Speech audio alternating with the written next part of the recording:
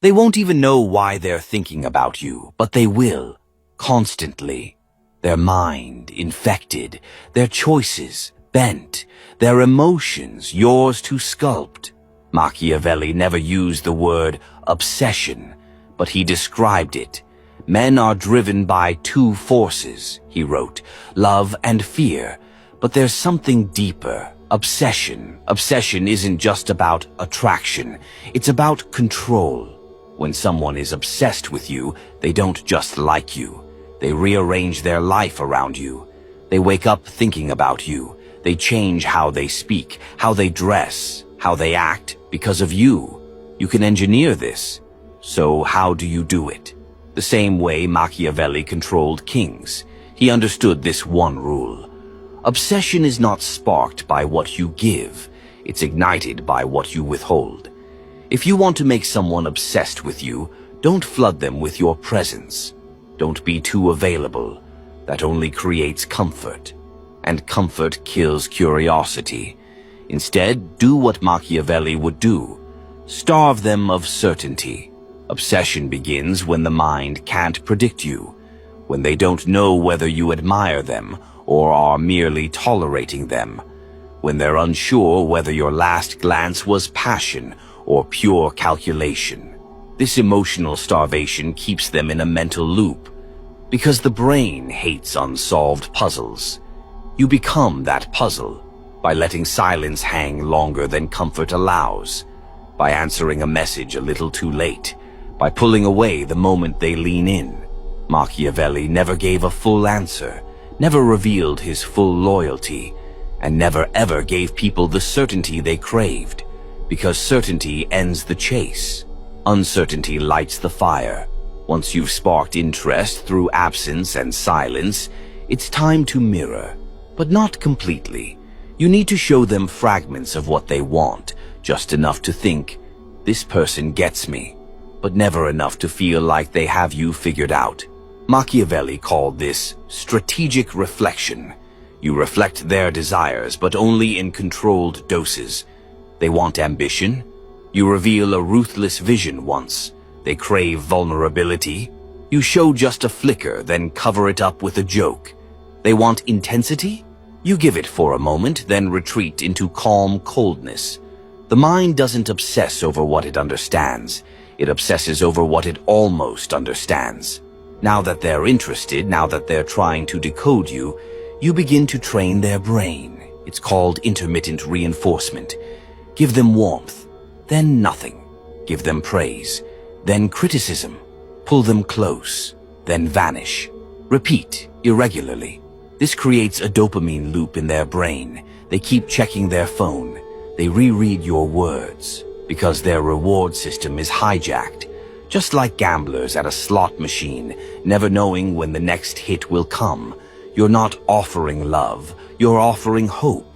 And hope, once weaponized, is more addictive than love ever was. Machiavelli understood something few do. The deepest obsessions don't come from pleasure, they come from pain, the kind that already exists. Most people walk around with a silent wound, abandonment, rejection, insecurity. You don't create that pain, but you become the only one who seems to understand it. You listen without fixing, you acknowledge without judging. You see the part of them they try to hide, and slowly you position yourself, not as a person, but as a solution. They need you, because being around you doesn't just feel good, it feels like healing. And once someone believes that, they don't walk away. They can't. If you ever demand obsession, attention, loyalty, you destroy it. True obsession isn't requested, it's provoked. Let your absence scream louder than your presence. Let your indifference sharpen their desire. Let your unpredictability drive them mad with imagination. Machiavelli never begged for loyalty. He made himself so fascinating, so impossible to decode that people gave it to him willingly. You don't tell them to obsess. You become the obsession. They want to know who you are, but you won't let them. Because the moment they understand you, they stop chasing you. Machiavelli never gave people a final answer. He didn't want to be known. He wanted to be imagined. You must learn to live in their imagination more than in their reality. You must never present one solid, unchanging version of yourself. Predictability kills obsession. Obsession thrives in contradiction, in the friction between mystery and intimacy, coldness and warmth, power and vulnerability. Today you're intense and focused. Tomorrow you're playful, distant. Today you praise them. Tomorrow you tease them. This makes them question, which version is real? Did I do something wrong? They become addicted to solving you. You don't owe them consistency. You owe them a maze, and they'll wander it forever if you never give them a map. Want to control someone without touching them? Control when you appear. Machiavelli knew it's about when you show up and when you disappear. Here's how to make them obsess with your timing. Leave a deep conversation unfinished. Send a message that makes them feel seen, then go quiet for 8 hours. Exit when the energy is highest. Always leave them wanting. You create a void so sharp it echoes. Their mind starts asking questions. Their heart starts feeling fear. You've now entered their mental real estate, rent-free. Mirroring is a classic seduction tactic. Most people do it wrong. They think it means copying body language or parroting words. Instead, reflect their inner world back to them, but slightly distorted. You say what they've always felt, but never knew how to express. You notice things they thought no one saw. You make them feel known, but slightly misunderstood. This forces them to keep talking to you, keep engaging, because they're trying to correct the image you're reflecting. But you're not wrong. You're just almost right. That almost keeps them hooked. They want to finish the story, fix the mirror. They won't, because you won't let them. Nothing common is desired. Nothing easy is respected. You want obsession. Make yourself rare. Machiavelli knew that people worshipped what was scarce, so you must become scarce in every way. Your time never freely available. Your thoughts never fully shared. Your approval never casually given. Your attention never predictable. They should earn every interaction, because obsession doesn't come from access. It comes from earned proximity. They don't fall in love with you. They fall in love with the idea of being chosen by you. And once they feel chosen, they'll fight not to be unchosen. You don't build obsession through affection. You build it through removal. Just as they start to feel close, withdraw. Just as they think they've figured you out, disappear. Just as they get comfortable, shake the foundation. Small emotional wounds, when delivered with precision, create a long-lasting effect. Your removal should never be cruel. It should be confusing. They shouldn't hate you. They should miss you. Reanalyze everything they said and did. This is the moment where obsession deepens. Because now it's no longer about you. It's about how they feel about themselves in your absence. Every powerful figure in history had a signature, a scent, a word, a gesture. These tiny sensory anchors plant themselves in a person's subconscious. You do the same. A phrase only you use. A specific tone in voice when serious. A gesture that triggers memory. This becomes your fingerprint in their mind. They start seeing you in other people's words, hearing your voice in silence. This is how you move from person to presence, from human to haunting. To make someone obsessed, they must see themselves in you, and you in them. You are no longer the other. You become part of how they understand themselves. This is what Machiavelli did. He didn't just advise. He embedded himself in their choices, their fears, their pride. He became the voice they heard when making decisions. People don't obsess over others. They obsess over who they believe they are when they're with you. So you make them feel more powerful when you're around, more understood, more desired. You subtly plant values in them. You're not like everyone else. You see things others miss. You're showing them a version of themselves that only exists when you're near. Now, every time they step away from you, they feel less, and they'll return. Because the obsession isn't with you, it's with who they become around you. Assign them a powerful identity in your life. Once they're already invested, once they've begun to seek your attention, you give them a title. You're the only one who actually gets this side of me. I don't trust people easily, but with you it's different. Now they feel chosen. To lose you would mean losing that identity. That's obsession. You're a mirror for their most desired version of themselves, and people protect mirrors like they protect ego. Machiavelli wrote, "Men must either be caressed or annihilated." To truly own someone's emotional loyalty, you must hold their secrets. You don't demand confessions. You simply listen with so much silence, so much non-judgment, that they give them to you freely. When they tell you about the trauma, the failure, the shame, you don't react. You witness. That alone makes them feel safer with you than with anyone else. You are the vault. They fear their secrets will rot in silence. That fear turns to attachment. That attachment, when crafted well, becomes obsession, memory manipulation. You're not just influencing who you are to them today. You're rewriting who you were to them yesterday by reframing experiences. Remember the look you gave me when I said that? That moment changed something. When we walked by that place, I could tell you were fighting something inside. Even if it didn't happen that way, they start to believe it did. The brain is plastic. It rewires based on emotion, suggestion, repetition. You become more magical, more intense. You arrived in their narrative like a plot twist they never saw coming, but can't stop thinking about. Obsession dies when stories end. Build a shared mythology, but never finish it. Talk about places you'll visit. Describe futures. Paint vivid moments. Then vanish. You're creating what Machiavelli would call a political promise. It gives hope, but it isn't guaranteed. That unknown becomes a hook in their mind. They think, what if we actually do go? What if they were the one and I lost it? The story never ends. It suspends in the air, pulling them back toward you every time life feels cold or empty. You're the person who altered their timeline, obsessively remembered. To seal the obsession, you must give them one final ingredient. Fear, a quiet fear, a soft panic, a fear of losing you. Because once they start fearing your absence more than they value your presence, they'll seduce themselves. Machiavelli never had to threaten power directly. He just made sure people feared the idea of being outside his circle. When someone senses that your attention could vanish at any time, they tighten their grip. Start subtly. Withdraw slightly after an intense interaction.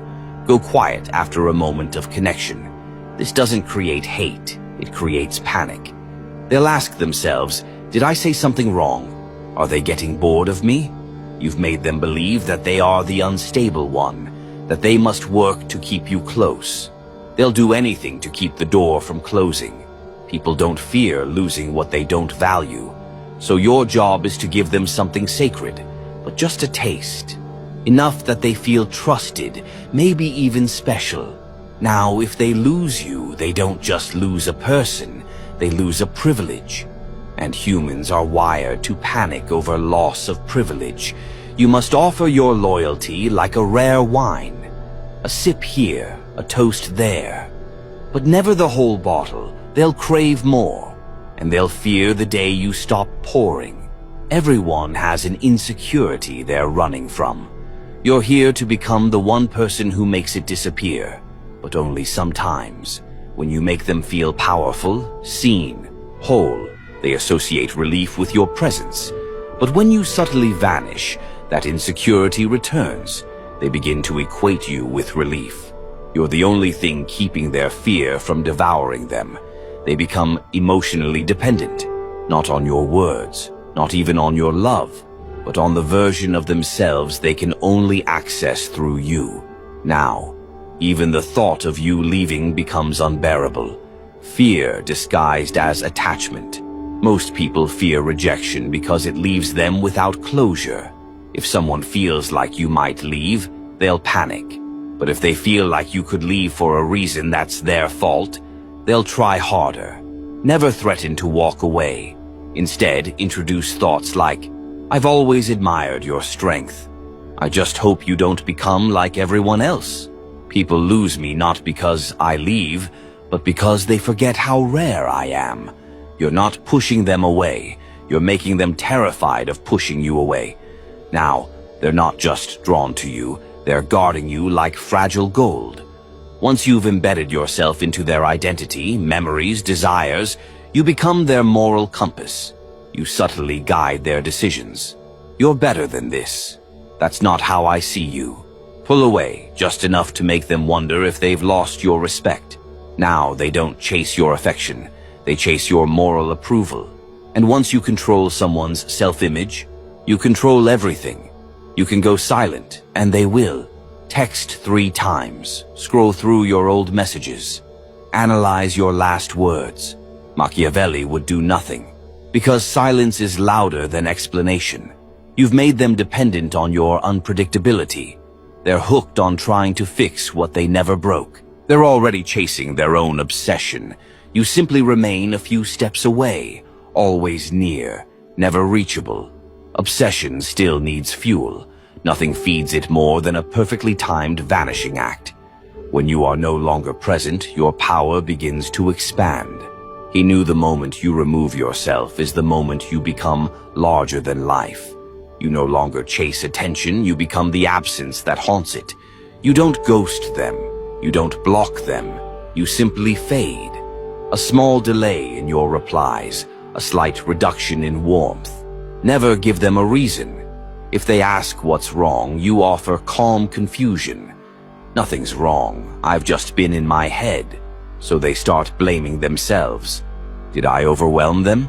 Was I never enough? And that's what makes them obsessed.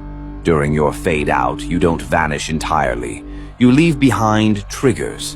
A playlist you once shared. A location you always met at. A phrase they now hear everywhere. This is how you become a ghost that lives in their everyday life. Their mind starts filling in the blanks. Their own imagination becomes your voice. Obsession needs friction. Leave small traces. Watch their story but never reply. Like a comment but never text. Send a vague message with no context, then go silent again. These breadcrumbs reignite the hope that they're still on your mind. That hope keeps them crawling through the emotional desert, praying for a drop of attention. You are no longer the person they desire. You are the answer they crave, out of emotional dehydration, and you've made yourself the only source of water. After a period of silence, you reappear, but not as the same person. You come back, colder, sharper, more in control, less emotionally expressive, and you treat them differently, just with reduced softness. They'll sense the shift, they'll feel the distance, they'll try to get back what they once had. But you never return fully. You let them know through tone and behavior. You were close, but something's changed. This makes your presence even more valuable. They're not chasing who you are, they're chasing who you used to be. And people never stop chasing ghosts they once felt safe with. They try everything, but none of it works because you've made yourself unreachable. They're no longer chasing you. They're chasing relief from the person they became because of you. They are now trapped in a cycle of their own making, built from your silence, your warmth, your withdrawal, your return. You gave them just enough paradise to make reality unbearable without you. Legend status. Start shaping your myth. Speak about your past in poetic, ambiguous ways. Let others describe you in extreme terms, mysterious, powerful, unreadable. Never defend your image, let them argue over it. Once someone starts defending you to others, they've become your priest, part of your myth. You are no longer just a person they knew. You are a story they can't stop telling. And stories live longer than memories. Now it's time to use it. Machiavelli wanted to be obeyed. Obsession, if sculpted properly, becomes the purest form of control. Because once someone's identity is tied to you, they don't just want you. They need to prove themselves to you. And that's when they'll do anything without ever being asked. When someone obsesses over you, they're constantly seeking validation. Give validation not based on love, but based on loyalty. You don't reward their affection. You reward their alignment. They defend you. You give warmth. They echo your beliefs. You open up. They follow your unspoken rules. You show appreciation. They begin to understand. The more I act in accordance with what pleases them, the more I feel whole. That's behavioral loyalty. Now, raise the bar with silence. Make it clear through energy alone that there are standards in your presence. Emotional self-control, elegance under pressure, loyalty without prompting. You don't explain these expectations. You embody them. They start self-correcting. They notice what you like and shape themselves accordingly. Because they don't want to lose you. This is how you create invisible laws. Not with punishment, but with selective warmth. Surface-level obsession fades. But obsession rooted in ideology lasts forever. What real, uncomfortable, elegant truths do you live by? That most people are too soft to lead. That loyalty should be earned. That silence reveals more than words. You drop these truths casually. If they agree, they begin reshaping their values to mirror yours. Not out of force, but out of admiration. They're no longer just obsessed with you. They're obsessed with being like you. Be the answer to a question they don't know how to ask. People walk around with voids they can't articulate. A desire to feel dangerous. A craving to be seen deeply. You don't fill these voids directly. You create the illusion that only you understand them. This makes leaving you feel like spiritual death. They may try to walk away, but every relationship after you will feel too shallow. Because you weren't just a person. You were a doorway to a version of themselves they liked more, and you closed it. Machiavelli never told people what to do. He made them believe it was their own idea. You plant ideas like seeds, then water them slowly with praise. You always think a step ahead. You see through things most people miss. Now they believe aligning with you is intelligence. Pleasing you is strength. They think it was their idea all along. That's the art of control without resistance. You're no longer just you. You've become what you represent. You're not seen as a flawed human anymore. You've been mythologized by design. Machiavelli knew that fear and awe work best when the source is slightly inhuman. Remain distant. Speak carefully. Let mystery replace explanation. You're no longer part of their life. You're above it. You influence it from the shadows.